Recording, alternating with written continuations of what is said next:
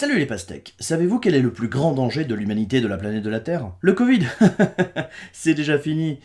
Pour la 7e fois en 18 mois. Le réchauffement climatique, ne soyez pas ridicules, c'est juste une excuse pour financer l'industrie du tofu et des graines de chia. Non, le plus grand danger, non seulement pour notre grande nation républicaine, mais carrément pour toute notre civilisation occidentale, c'est le woke.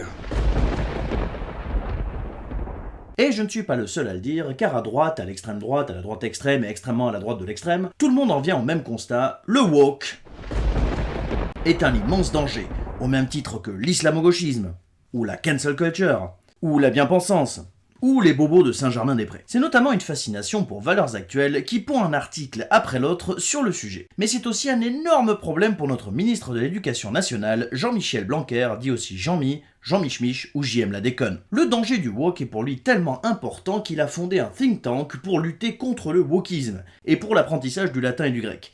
Oui, parce que tout le monde le sait, ce que les woke détestent le plus, c'est le latin et le grec. Selon lui, les valeurs des woke vont à l'encontre des valeurs de la République. Ok Jean-Mich-Mich, je vais essayer de suivre ton exemple, et je vais être aussi contre les woke. Bon par contre, je ne sais pas ce que ça veut dire woke. Bon du coup, je vais regarder la définition. Alors comme c'est un mot anglais, je vais regarder la définition de Leur Robert, le Merriam-Webster. Alors, ça veut dire être activement attentif à d'importants faits ou problèmes, notamment les questions raciales et l'égalité sociale.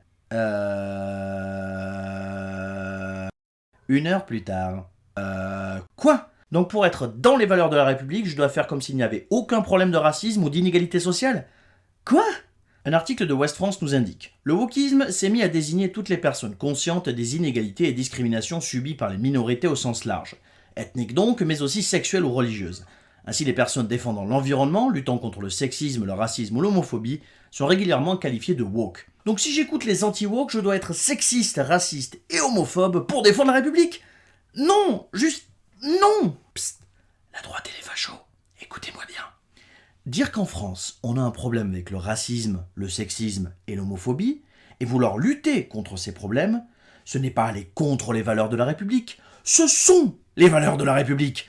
Liberté, égalité, fraternité, ça vous dit quelque chose? Pour des gens qui passent leur temps à crier « on ne peut plus rien dire », c'est dingue avec quelle vitesse vous voulez empêcher les gens d'être entendus. Donc on respire un grand coup. Le wokisme, ce n'est pas la fin du monde, c'est juste un terme utilisé par certaines personnes qui cherchent à décrédibiliser celles et ceux qui veulent avoir la liberté d'être qui ils ou elles sont, qui veulent plus d'égalité et qui veulent défendre la fraternité et la sororité entre les citoyennes et citoyens de la République française. Ciao les pastèques. Ah au fait, arrêtez de dire que vous n'aimez pas les anglicismes si vous passez votre temps à utiliser des termes comme woke ou cancel culture. Ça se voit que vous êtes des hypocrites. Bisous.